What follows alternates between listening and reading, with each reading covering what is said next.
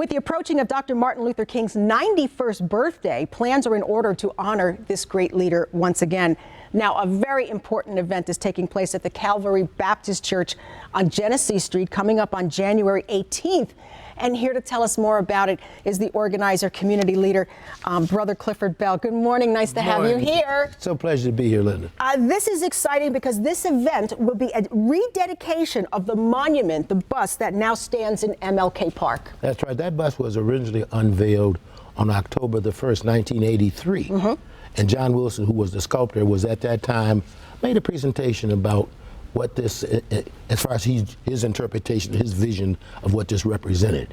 And it was well done, and it was printed everywhere that he wanted this to be the image of black man that could be an acceptable piece of art in a community where, even those days, men of color were under certain pressures and had certain difficulties in communicating. And even today, while it's being rededicated, there's still that same kind of impetus on relationships. Do Black Lives Matter? People today in this world are so caught up in so much going on with anti-Jewism and all these other things. I felt it's time for us to get back to Dr. King's message, that is together in the field of love, develop justice and all for all people equally. And that's what this monument represents. You know, Brother Bell, it occurs to me that it would have been his 91st birthday, and you are 90, so you are contemporaries. I'll be 91 this year. And the Lord has blessed me to be able to see this and listen. As I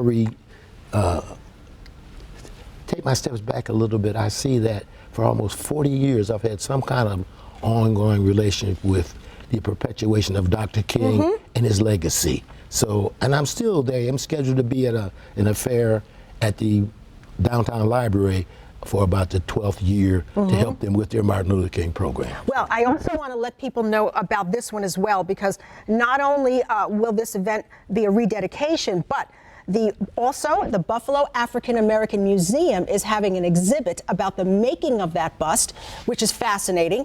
And we want you to know the rededication program at the church is at 2 p.m. January 18th.